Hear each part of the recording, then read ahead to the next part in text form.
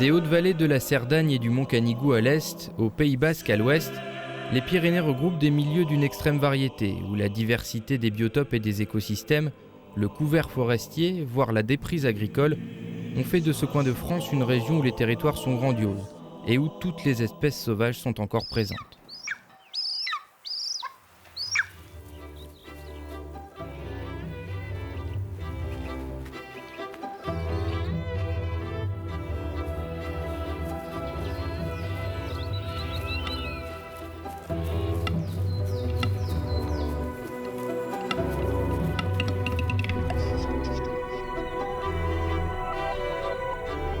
Aujourd'hui se dessine la nouvelle ruralité avec une logique de développement durable sur notre biodiversité, c'est-à-dire en fait sur l'acceptation de contraintes écologiques et environnementales qui tiennent compte dans l'avenir d'un usage de la nature qui ne soit pas une seule appropriation d'un monde particulier, fût-il chasseur, forestier, agriculteur ou simple utilisateur de la nature.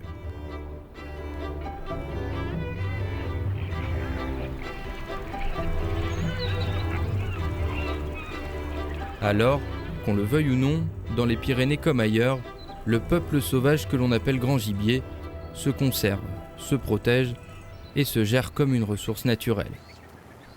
Effectivement, les populations d'animaux sauvages se gèrent. Ça peut paraître un peu, un peu contradictoire. Hein. On pense population sauvage, donc il faut rien faire. Mais dans le contexte actuel, de toute façon, l'intervention humaine, elle est partout sur le territoire. Je crois que la grande nouveauté, c'est qu'il a été établi fortement que les chasseurs sont part prenante dans la gestion de l'environnement, au titre de tous les autres utilisateurs. Les chasseurs s'occupent, gèrent et dressent des bilans. Ce sont des gens responsables, ce sont des gens gestionnaires, ce sont des gens qui sont sur le terrain, ce sont les premiers à pouvoir interpeller en cas de problèmes sanitaires, ce sont les premiers à travailler sur un certain nombre d'espèces. La chasse n'est plus simplement un loisir, elle constitue aussi une forme de service rendu à la société sur l'équilibre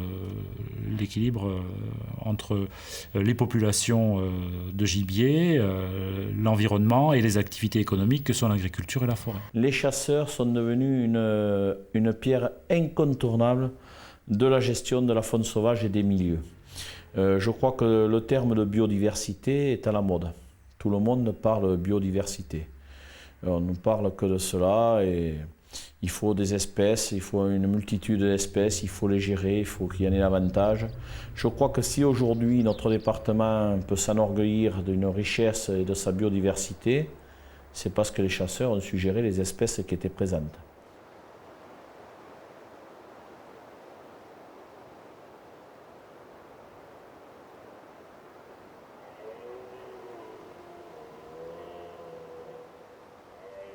C'est ici, en vallée de la Barousse, dans les Hautes-Pyrénées, que tout a commencé au printemps 1958. À la demande des chasseurs locaux, 3 cerfs et 9 biches furent lâchés, venant de la souche prestigieuse de Chambord. Ils devaient repeupler les Pyrénées.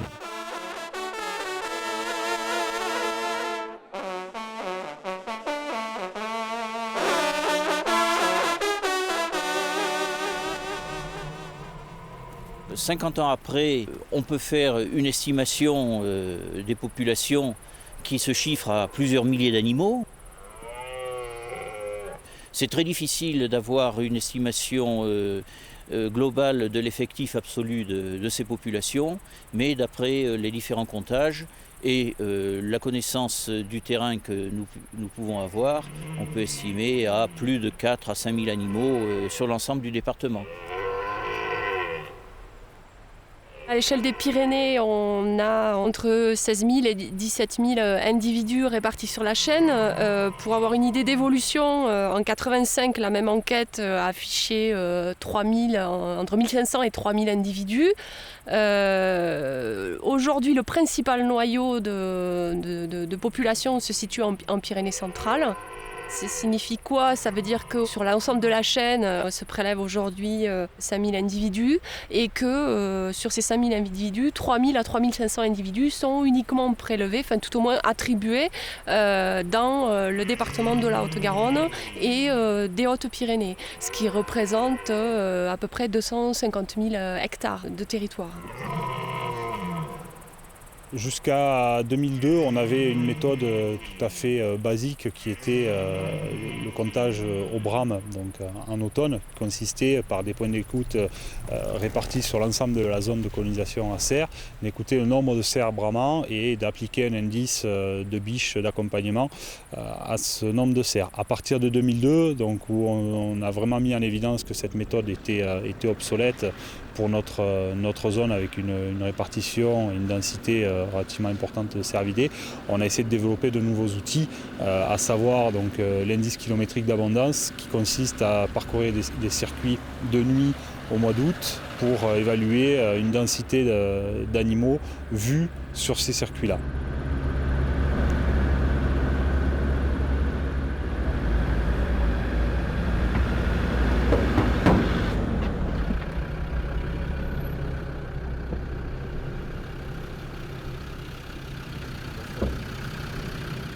Deux biches, deux fans,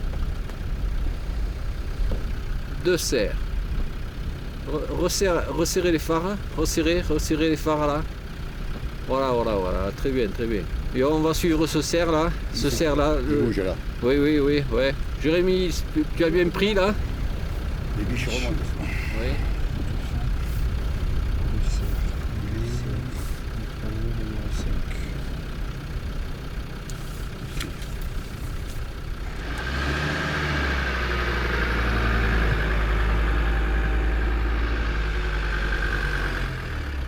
Alors ça s'est bien passé ce comptage?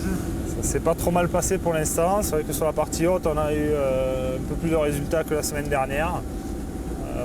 On voit les animaux généralement toujours sur les mêmes parties de secteur, à quelque chose de près. Voilà. Ce qui est assez sympa, c'est qu'on a des biches avec des fans, alors que la semaine dernière, on avait plus de biches sans fans et même en nombre d'individus, c'était moins important. Donc l'aspect qualitatif qu'on recherche à travers la méthode, on l'a rempli. Donc à savoir le taux de reproduction sur l'année, la proportion de mâles-femelles et de jeunes de l'année précédente sur la population, et tout ça cumulé sur les différentes répétitions du circuit et pris sur les années précédentes. Également, on a une autre méthode d'évaluation qui est un indice ponctuel d'abondance qui s'effectue au mois de juin, où sur une trentaine de carrés échantillons de 100 hectares chacun, un observateur en point fixe observe tous les animaux qu'il a autour de lui. Ça nous permet d'obtenir un minimum d'animaux vus au même endroit sur une zone donnée en même temps. Je les ai notés pour mémoire, je ne les ai pas pris. Tu vois, 19h03, après, ça va, ça confirme. Tu les gardes. Tout le monde a pris conscience qu'il fallait se mettre tous ensemble pour pouvoir gérer cette population, qu'on avait des intérêts communs. C'est vrai qu'on avait des intérêts divergents aussi des uns des autres, mais qu'une population avec un tel niveau de répartition, avec un niveau de territoire tellement important et tellement diversifié, que chacun ne pouvait pas gérer dans son coin ses petits intérêts. Au départ, on était avec des populations faibles. Il s'agissait de leur permettre de croître. On avait un plan de chasse faible, de l'ordre de 50 cerfs. Et maintenant, on se retrouve avec plus de 1600 attributions au niveau du plan de chasse. Donc, la problématique a changé. En effet, depuis la fin des années 50, date des premières réintroductions de cerfs dans la Barousse, jusqu'à nos jours, le monde cynégétique pyrénéen a mis en valeur la population de cervidés. À tel point qu'aujourd'hui, les deux départements des Pyrénées centrales, la Haute-Garonne et les Hautes-Pyrénées, se retrouvent au niveau national avec les plus fortes densités de prélèvement de cerfs, aux 100 hectares boisés. La réalisation des plans de chasse au niveau des cerfs a conduit à certaines tensions avec avec la fédération et les sociétés, parce qu'on est dans une phase où les attributions doivent augmenter compte tenu des dégâts qui sont devenus insupportables dans certains secteurs. En ce qui concerne les dégâts forestiers, beaucoup en parlent, mais personne aujourd'hui ne les a chiffrés. On ne peut que constater des abrutissements, quelques retards de régénération, certes, mais dire que c'est vraiment dû déjà aux populations de grand gibier, et notamment aux cerfs, comme voudraient le dire les agents de l'ONF, quand on sait que ces cerfs aujourd'hui cohabitent avec des troupeaux de juin à septembre, avec des troupeaux transhumants, que ce soit des bovins, des ovins, également des équins. Donc dire que tous ces dégâts sont vraiment dus aux cerfs, les dégâts sylvicoles, je suis un peu plus réservé. Comment faire la part entre l'abrutissement dû aux cervidés et la consommation des semis par les animaux domestiques? Alors je dirais tout de suite que généralement les troupeaux domestiques ne font que passer à travers certains cantons de forêt et ça n'est pas leur lieu de vie ni leur lieu de nourriture tout au long de l'estive. En revanche, la forêt est bien le lieu de vie et le lieu de gagnage des grands cervidés qui séjournent toute l'année. Il est plus tout jeune celui-là, oui. Bon. L'estimation des dégâts se fait dans un premier temps grâce aux tournées effectuées par les agents de terrain de l'Office national des forêts qui connaissent parfaitement la surface forestière qui leur est impartie et donc qui relèvent au cours de leur tournée les zones de dégâts acceptables ou de dégâts qui mettent en péril la régénération de la forêt. Ah oui, on voit bien les crottes là. Bien abouti, oui. Aboutissement latéral. Les dégâts de cervidés sont gênants dans les zones de régénération. À partir du moment où, sur plusieurs années, on n'arrive pas à sauver ces régénérations, ben là, souvent, on construit des clôtures. Oui, là, cette zone est bien régénérée, là. Hein. Ouais. C'est bon, là. Ouais. Mais ce n'est pas quand même la solution pour assurer toutes les régénérations. Et bien entendu, la chasse, la réalisation du plan de chasse et une réalisation du plan de chasse sur l'ensemble de la forêt nous permet quand même de sauver les régénérations.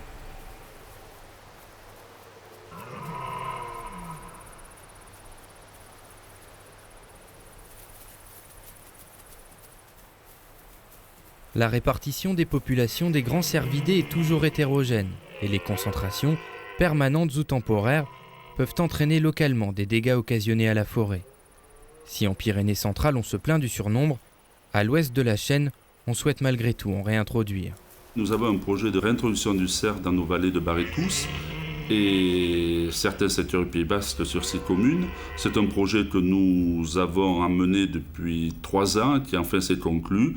Au plus grand plaisir des chasseurs et avec l'accord effectivement des collectivités, l'accord des sociétés de chasse locales.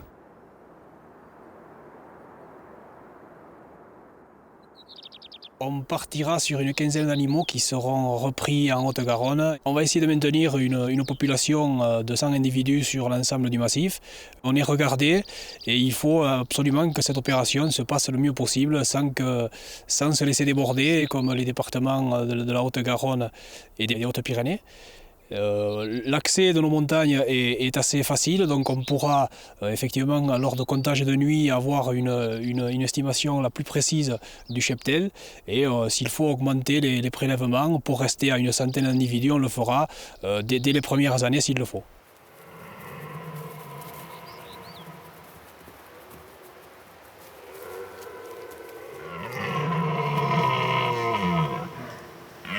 Le cerf a déjà existé il y a des centaines d'années dans nos vallées et on remet une espèce qui avait disparu et ça fera peut-être le bonheur de beaucoup de promeneurs qui pourront assister au brame ou voir des animaux en plein jour quand ils viendront ramasser des champignons dans nos montagnes. De l'est à l'ouest des Pyrénées, l'isard est sans conteste l'un des animaux préférés des montagnards. Aujourd'hui, s'il est présent sur les 6 départements de la chaîne, c'est grâce à la volonté des hommes qui partagent depuis toujours son histoire et lui vouent toutes les attentions, comme ici sur le groupement d'intérêt cynégétique montagne des Pyrénées-Atlantiques. On va essayer de se mettre par là pour regarder si ça ne sort pas en crête sur le versant. Là. On va essayer de voir. Regarde là, la chevreuil est en train de sortir. Ok, vu. Regarde, il passe à la crête. D'accord, elle longe la crête, ouais, d'accord. Ouais. Je pense qu'elle nous a vus, elle va rebasculer rapidement de l'autre côté. Hop, ça y est, il bascule. Ouais. Et, apparemment, les éterlots sont toujours là, il y a toujours autant de chevreaux. Donc visiblement... Mais c'est la grosse chevreuil. Hein. Ouais, c'est celle qu'on a retrouvée au comptage en juin, là. Et après, c'est le suivi qu'on avait fait sur elle en juillet, là. Le GIC a été créé en 1994 grâce à la volonté de tous les chasseurs et les présidents, mais aussi de la fédération, grâce à l'appui de tout le monde, la bonne volonté. Nous avons créé un GIC montagne avec 44 communes où on s'est occupé en priorité de l'isard. De l'isard pourquoi? Parce qu'on s'était rendu compte qu'il était en diminution et c'est là qu'il avait été décidé de renforcer les populations et de réglementer la chasse. Donc à partir de là, il y a eu, étant donné ce gros déficit de la population de l'isard, c'était l'espèce noble et l'espèce chassée dans le département, il y a eu une volonté des chasseurs de travailler sur cette espèce et d'augmenter les effectifs. Donc la première des choses a été faite, c'était de faire un état des lieux. On a fait les premiers comptages, donc 351 isards. Suite à cette situation un peu catastrophique de par le milieu et le potentiel que pouvait avoir le département, les chasseurs ont décidé de se prendre en main et sur des unités où il n'y avait plus d'isards, de fermer la chasse pendant 5 ans et de réintroduire des isards. Prélevés dans la réserve de chasse et de faune sauvage d'Orlu en Ariège et dans le parc national des Pyrénées, ce sont en tout 200 isards qui seront réintroduits sur la zone du GIC. Désormais, dans ce vaste territoire de 160 000 hectares, qui s'étend de la limite des Hautes-Pyrénées au Pays Basque, les hommes s'impliquent dans la gestion de leur animal emblème. Nous travaillons dur sur l'isard. Alors travailler sur l'isard, c'est quoi? Ça veut dire faire comprendre aux chasseurs qu'une population se doit d'être respectée et qu'on ne peut prélever que l'intérêt. C'est le principe de la chasse chez nous. Nous ne prélevons que les intérêts, c'est-à-dire 10% du capital qui sera vu, sachant qu'il y a quand même pas mal de casse sur ces populations et nous faisons tout pour essayer de les remonter. Alors nous sommes passés en 10 ans à peu près 1200, nous avons réussi à doubler à 2400 qui ont été comptés en 2005 pour un prélèvement d'à peu près 250.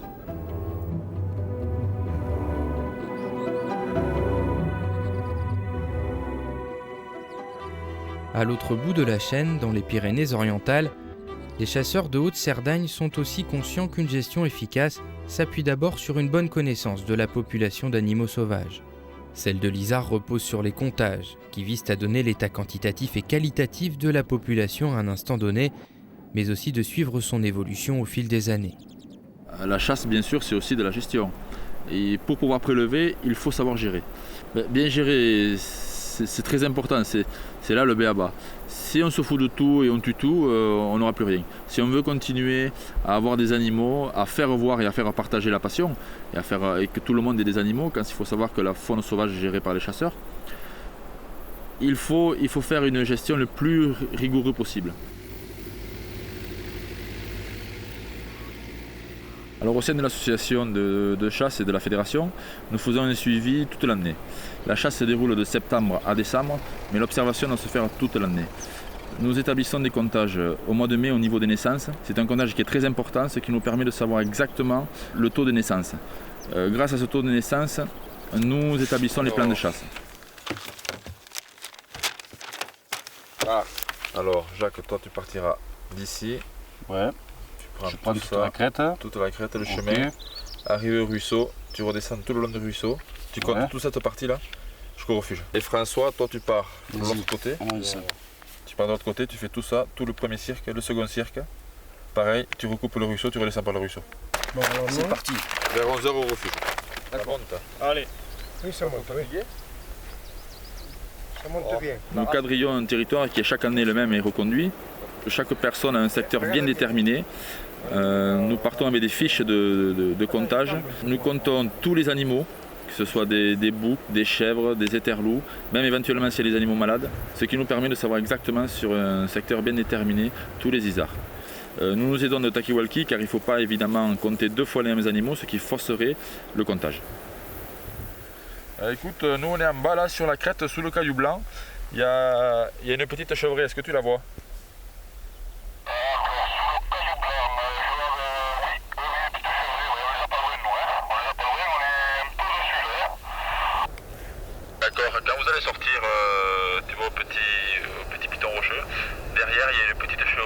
peux pas compter combien il y en a là. S'il y en a, à mon avis, il y en a une trentaine, quoi. Bon, écoute, on reste là un petit moment. Vous vous déplacez tout le long de la crête. Comme ça, s'il y a des déplacements d'animaux, on pourra noter, ok?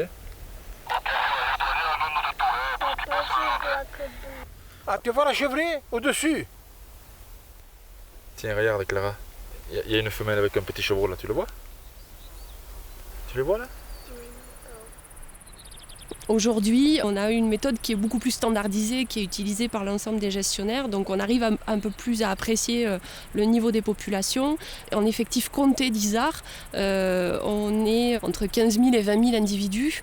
Donc c'est en 2003 en fait que les 6 fédérations de la chaîne se sont regroupées pour essayer de mettre en commun leurs connaissances sur le suivi de l'isard suite à un épisode un petit peu difficile sur les principaux noyaux de population isard où des déficits de population étaient observés sans véritablement être expliqués. On s'est aperçu il y a 3 ans de cela, en 2003, 2002, 2003, que certaines populations de la chaîne pyrénéenne non chassées, voire même en réserve depuis de fortes années, des grandes réserves, notamment dans l'Ariège, réserve d'Orlu, voyaient leur population d'isards régresser, voire stagner, alors qu'il n'y avait aucun prélèvement et chasse. Pour nous résumer, c'est simple.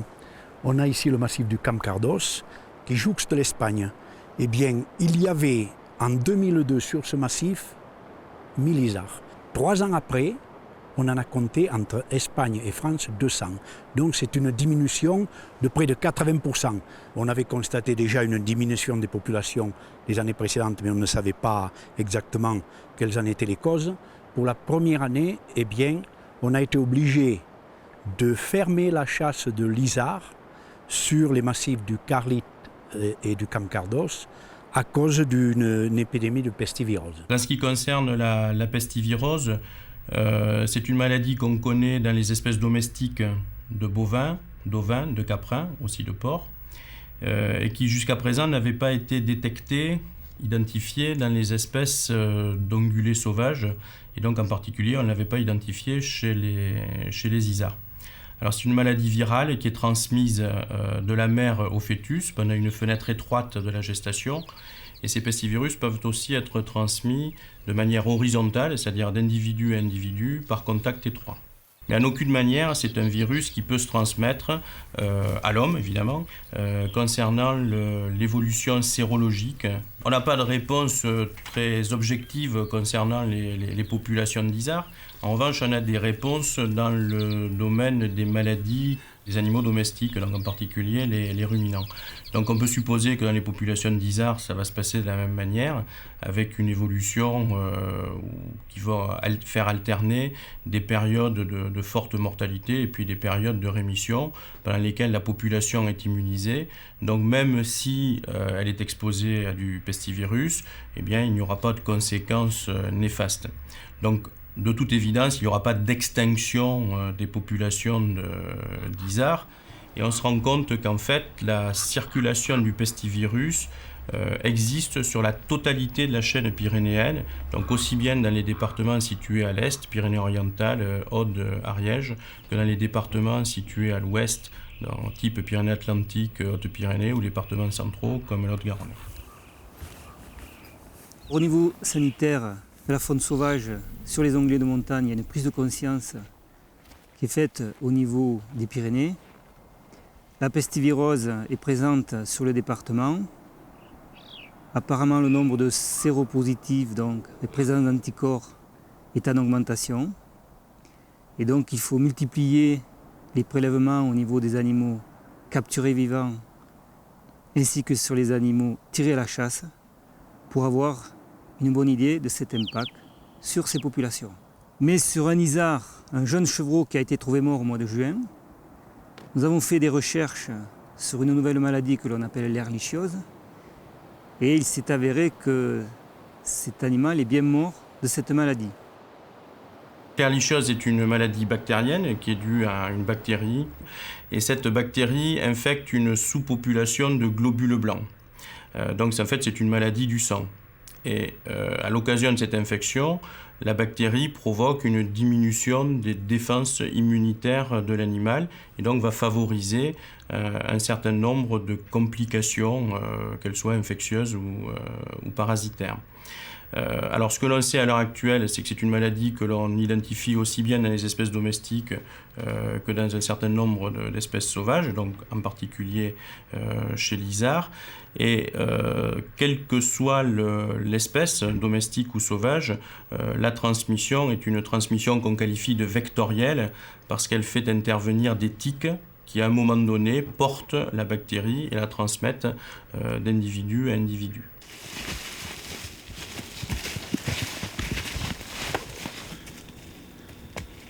Passer par-dessus le fil noir. C'est bon.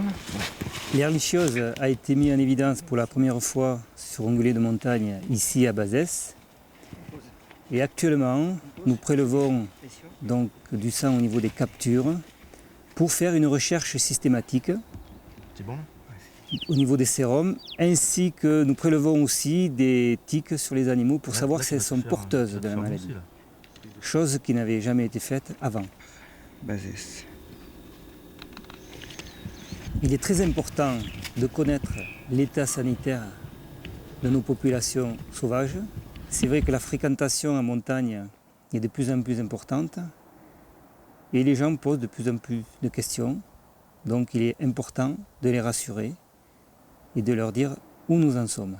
Voilà, je crois qu'il est très important de renforcer et d'accroître tous les aspects de collaboration entre justement le monde de la chasse et puis le monde scientifique. C'est une excellente collaboration avec les fédérations de chasseurs et avec les chasseurs eux-mêmes, puisqu'ils sont tout près du terrain, donc susceptibles de découvrir des isards malades. Ils sont également susceptibles de nous apporter des isards morts pour faire des autopsies, donc pour faire des investigations plus approfondies. Mais je ne m'attendais pas à ce qu'il y ait autant de prélèvements et une aussi forte implication des chasseurs sur ces problèmes-là. Grâce à la connaissance de l'état quantitatif et qualitatif des populations d'animaux sur le terrain, les chasseurs deviennent les acteurs fondamentaux dans le suivi sanitaire de la faune en général et du gibier en particulier.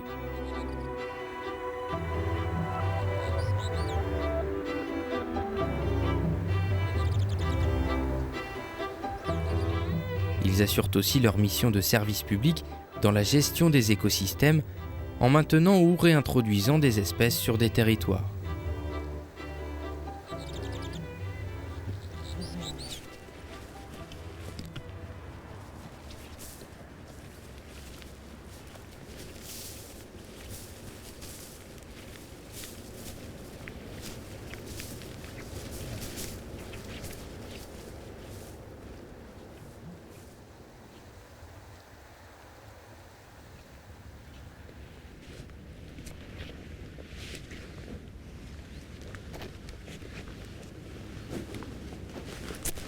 Regarde, ils sont, c'est bon, c'est bon.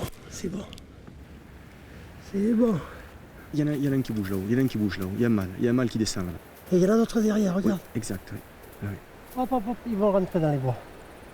L'introduction a eu lieu dans les années 77-78. Elle a fait suite à une demande donc, des sociétés de chasse locales. Donc 21 animaux ont été lâchés, ils avaient pour origine le Caruca spinus. 15 animaux ont survécu. Et donc dans un premier temps, on a eu 10 000 hectares de colonisés, avec des densités très variables, bien entendu, avec simplement parfois sur ces 10 000 hectares des incursions. Maintenant, on a des incursions jusqu'à environ 30 000 hectares. Ce qui montre quand même que la population a eu tendance à bien s'étaler au niveau du massif. Il est pas mal, hein? Oui, il est pas vieux. Oui, il a 5-6 ans au moins. Hein? Ah oui. Oui, on n'en voit pas beaucoup des comme ça. Il est pas mal. Femelle à côté. Ah, il y a une qui nous regarde. Non, comment elle nous regarde. Ouais. À l'heure actuelle, nous avons environ 300 têtes, 300 mouflons donc, sur la zone, avec un prélèvement de 35 à 40 animaux en fonction des années, prélèvement tout à fait supportable par rapport à la population, avec maintenant une orientation de gestion qui s'oriente donc vers une amélioration donc, de la qualité des animaux présents, puisque tout le monde déplore qu'il n'y ait pas de grands trophées. Alors effectivement, les populations de mouflons ont été introduites pour le côté synégétique. La trophéite n'est pas une fin en soi, mais d'avoir aucun grand trophée peut se poser des questions. D'abord au sujet de la pyramide d'âge de la population. est-ce qu'on a une population qui est correctement équilibrée? C'est la question que l'on se pose. Donc on a souhaité donc revoir un petit peu les mesures de gestion sans pour autant toucher au nombre d'animaux prélevés, mais peut-être en orientant les tirs simplement plutôt sur des classes de jeunes, donc environ 35% d'agneaux, le reste donc sur des adultes, mais également concernant les mâles, sur des mâles de, on va dire de moins de 5 ans, de manière à laisser virer un petit peu cette population et avoir une structure vraiment type de population. L'intérêt également de cette population de mouflons, hormis le contexte synégétique, est également de favoriser la biodiversité de la population des animaux présents sur le massif, par l'introduction du mouflon d'une part, mais également par les autres espèces qui peuvent en profiter, style tous les grands rapaces rupestres. Mais c'est bien un souci du monde synégétique d'avoir des milieux les plus riches possibles, de manière à ce que les chasseurs puissent en profiter, mais également l'ensemble donc des personnes qui vivent au contact de la nature et qui sont eux très contentes de pouvoir également les observer. Alors parfois la chasse est mal perçue par ces personnes-là, mais elles ne savent pas que si elles peuvent observer ces animaux-là, c'est bien grâce aux chasseurs et aux efforts qu'ils font tous les jours.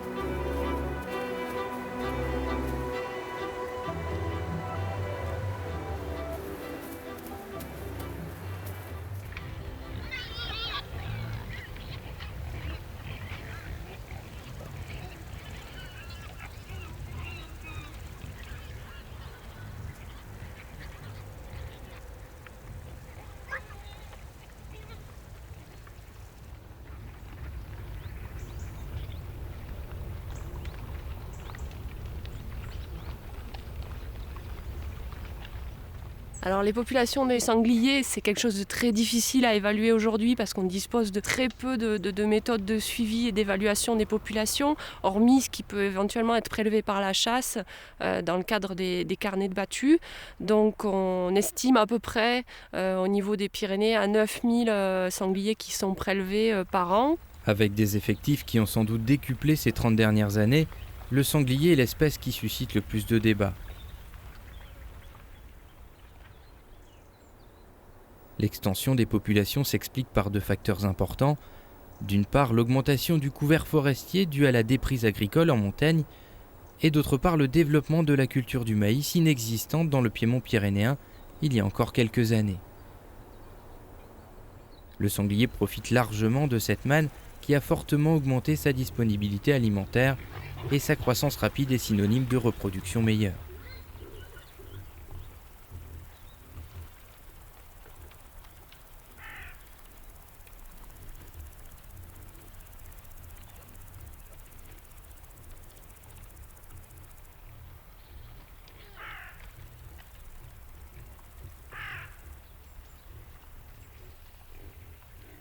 Sur le sanglier, on a une situation qui est variable suivant les secteurs.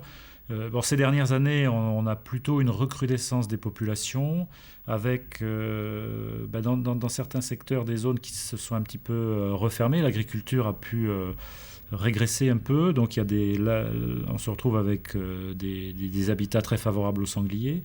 Et on a des dégâts sur des prairies, en particulier en montagne, qui peuvent être importants sur certaines prairies. Et des plaintes de certains agriculteurs. Les gros dégâts viennent depuis une quinzaine d'années, avant il n'y en avait pas. Il y avait quelques petits passages, mais c'était insignifiant, quoi. Ça se réglait, mais ça s'en parlait, quoi. C'était rien.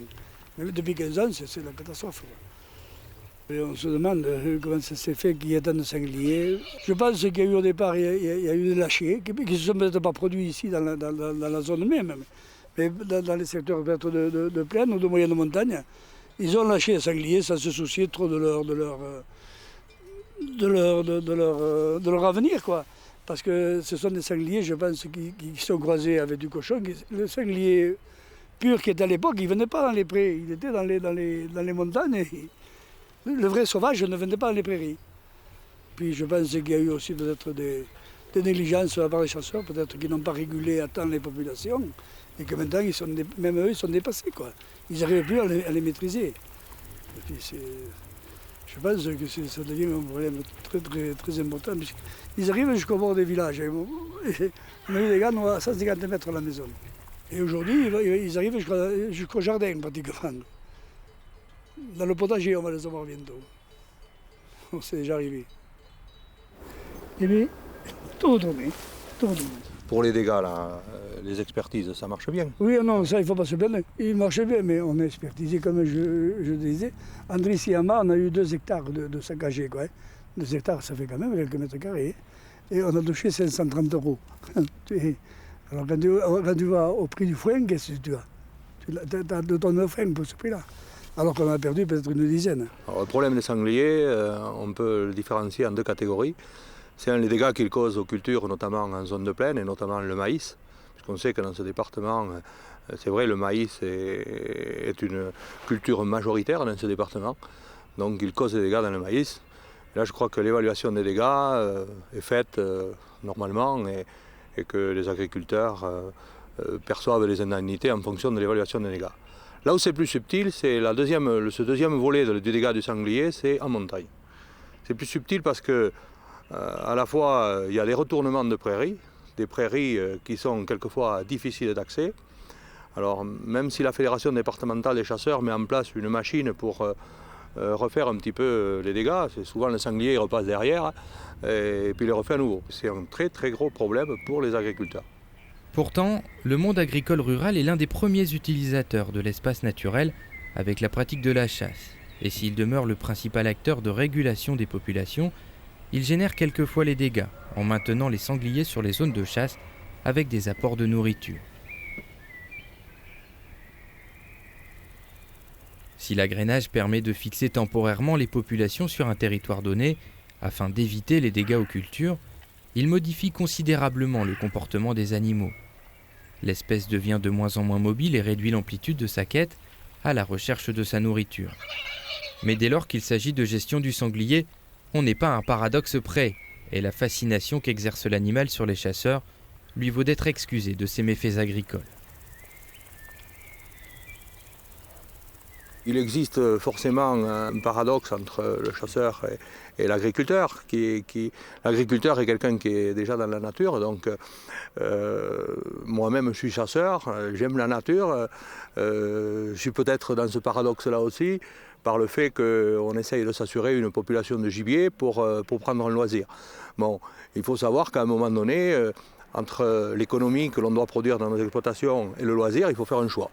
Donc entre ces 2 choix, je crois qu'ici, le choix ne se pose pas, c'est l'économie. Malgré tout, c'est l'économie. Voici des empreintes d'une bête intéressante, vraisemblablement une bête de prélèvement.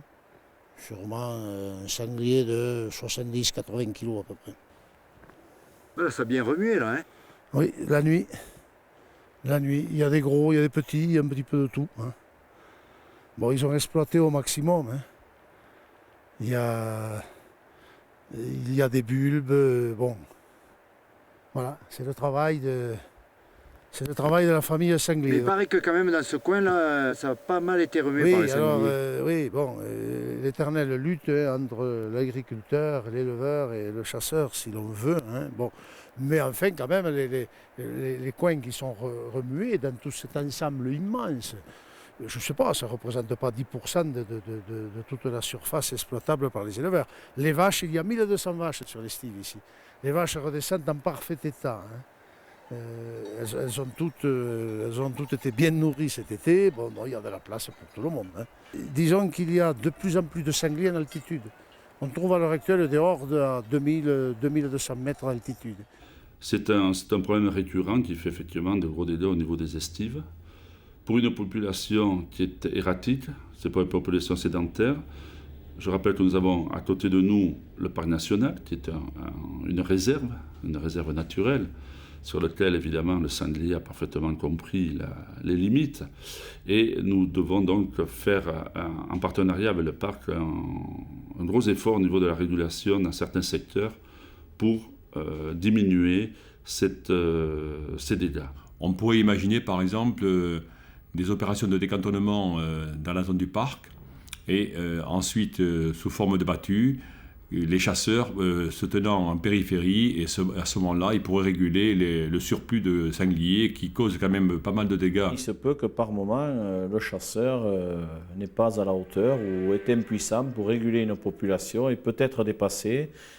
Et le développement de ces populations mettre à mal ce fameux équilibre agro-sylvo-cynégétique. Donc moi je pense que quand on en arrive à ce déséquilibre, où on n'arrive plus à maîtriser les dégâts, parce qu'une population sur un endroit est devenue indésirable ou est en surpopulation, nous pouvons avoir recours quand même à la battue administrative. La mise en place de battues administratives, ça reste un sujet difficile. Néanmoins, on a pris comme parti de ne faire appel aux battues administratives qu'en dernière extrémité, quand les solutions amiables ou d'incitation n'ont pas été suivies d'effets suffisants. La battue administrative, il ne faut pas la voir comme un ennemi, je dirais, du chasseur, mais comme un moyen de maîtriser des dégâts et de continuer à avoir une activité cynégétique normale. Dans les Pyrénées, comme partout en France, le sanglier est devenu le grenier de la chasse. Mais ici, dans le département des Hautes-Pyrénées, c'est une véritable passion. Plus des 2/3 des porteurs de permis de chasser s'adonnent à la chasse du sanglier au chien courant. On est sur le massif de la Neste ici, on est regroupé en 5 communes. C'est une ACCA, 4 communes, puis on est associé avec une autre pour le grand gibier, ce qui nous permet d'avoir une superficie chassable de 3000 hectares. Comme ça nous permet d'avoir toujours quelque chose à chasser, bien que la densité de sanglier ici ne soit pas exceptionnelle.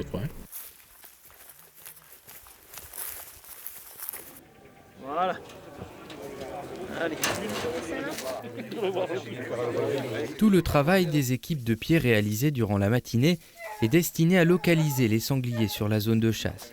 C'est uniquement vers ces animaux que la battue se dirigera. Généralement, les piqueurs se concentrent sur des compagnies, mais il n'est pas rare qu'ils s'intéressent de près au pied d'un solitaire.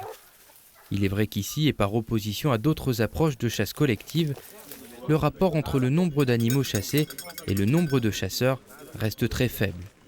Cependant, les membres de cette société sont unanimes. C'est le travail des chiens qui les intéresse avant tout, et non le nombre total d'animaux prélevés durant la chasse. Ici, on a une façon de chasser un peu particulière. Disons qu'on a une tradition de chasse au chien courant. On aime la chasse au chien courant. Il faut que les chiens y gueulent un peu en quelque sorte. Donc, ce qui fait que pour chasser comme ça, lorsqu'on a les sangliers dans un massif, on chasse. On met tous les postés à l'extérieur, tous les fusils sont à l'extérieur. Ce qui nous permet, c'est un double effet. Ça nous permet à nous, les piqueurs, de manœuvrer sur le massif où on est, de lâcher les chiens, d'appuyer les chiens en toute sécurité. On est certain de ne pas rencontrer un fusil dans le massif. Et en même temps, les chiens ils courent et on ne tire pas le sanglier à la sortie du roncier. En quelque sorte, c'est comme ça. Ici aussi, les postés, ils aiment cette façon de faire. Ils aiment écouter le chien. On aime chasser, mais d'abord, il faut écouter le chien. Bon, avant d'attaquer la journée, on va simplement faire le compte rendu aux piqueurs qui ont trouvé quelque chose d'acceptable. Je crois que tout le monde a trouvé plus ou moins des sangliers. Il y en a qui en ont trouvé plus ou moins des bons. On a fait le tour par en bas. Et en partant dans la voiture, là, on trouve un sanglier qui descend. Un sanglier seul, 70 kg. Bon pied, qui fait tous les prés. Là, il fait une boucle. Et on le suit, on le rentre dans un petit mamelon là, sous un château. Là. Oui, sous le château de Bise. Voilà, toi ? Ça serait le premier que j'y vois, mais bon, il peut y être. L'équipe Alexandre et Lionel, là, allez-y. Bon, on a coupé le pins avec Alexandre et on a un gros cochon qui rentre dans la coupe du Noubal. Et après, en descendant la Hutardée, on a un cochon de 50-60 kg qui rentre vers Montil. Mais bon, les deux sangliers sont bons. On a réussi à sensibiliser un peu tout le monde et on a même créé une association qui regroupe une soixantaine de sociétés différentes et pour essayer de gérer le sanglier, non pas sur un territoire mais sur un ensemble de territoires pour que ce soit le plus vaste possible. Et grâce à ça, tous les ans, on essaie d'organiser une grande chasse, un peu la fête du chien et du sanglier. Là, c'est plus le tableau qui compte, et c'est vraiment la cour du sanglier.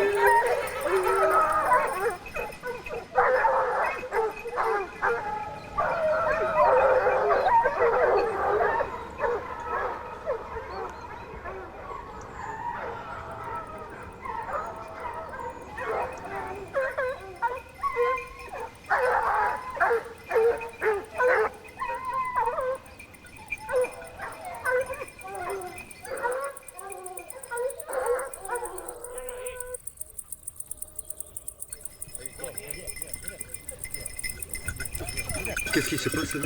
On pensait qu'il rentrait là, mais apparemment en passant là, on ne le trouve pas. Alors ils sont en train d'essayer de faire le tour pour voir où est-ce qu'il glisse, s'il glisse là ou s'il est resté là. Donc c'est pour ça qu'on patiente ici quelques instants en attendant qu'ils nous disent ce qu'on fait, quoi. Voilà. Après on va voir. Normalement il devrait être monté là. Allez, montez, hop, montez là. Allez là.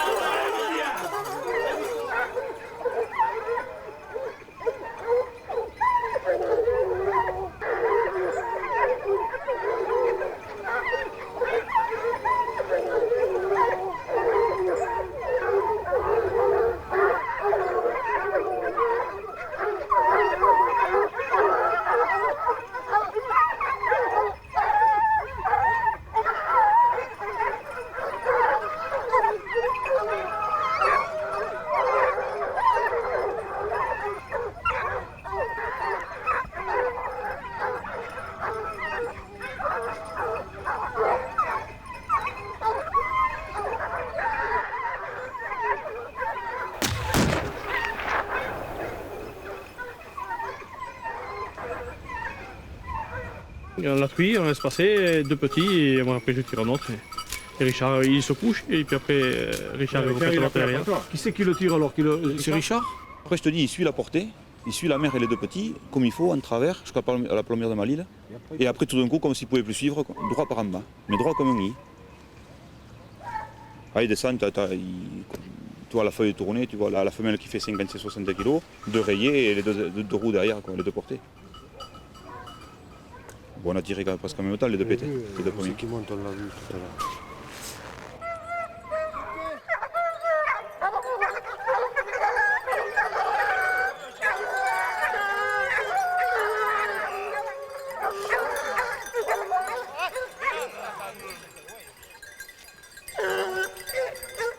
Le législateur a donné une légitimité aux fédérations départementales des chasseurs, et par là même aux chasseurs de base, pour la gestion et la régulation des populations des grands animaux sauvages, appelés gibiers, puisque souvent à l'initiative de leur réintroduction ou de leur renforcement.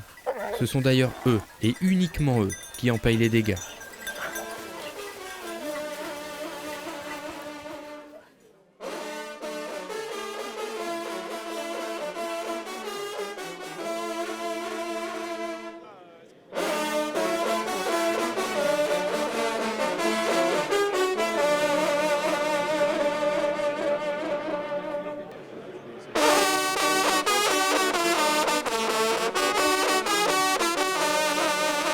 Il reste aux chasseurs à pérenniser une gestion qu'ils ont su mettre en œuvre pour que les équilibres naturels se fassent dans l'intérêt et la satisfaction de tous les usagers de la nature. La chasse n'est plus une simple passion, un simple loisir, c'est également un devoir.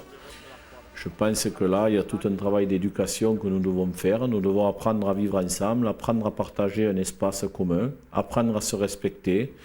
Et il en va des chasseurs d'avoir une attitude correcte vis-à-vis de ces gens-là également, des non-chasseurs quand ils sont sur le terrain. La nature ne nous appartient pas. Il ne faut pas croire ou laisser croire aux chasseurs que parce qu'on met un panneau « Attention, chasse au grand gibier » ou « Battu en cours », on est propriétaire de l'espace. Non, ce n'est pas vrai. Si nous nous respections mutuellement, je pense qu'il n'y aura pas de problème et que nous pourrons continuer à utiliser tous la nature. Nous sommes confrontés à une gestion assez complexe de l'espace qui est liée à la diversité des usages. On a à la fois des chasseurs qui ont intérêt à gérer un patrimoine cynégétique. On a aussi des associations d'environnement ou tout simplement des marcheurs qui ont leurs exigences et qui ne connaissent pas forcément non plus tous les éléments. Les agriculteurs ont une activité économique, les forestiers également veulent préserver leurs forêts et il faut arriver à composer avec tous ces éléments, tous ces utilisateurs. Donc on est à la recherche d'équilibre et donc on est souvent en phase de tâtonnement, de négociation. Il faut arriver à gérer tout ça.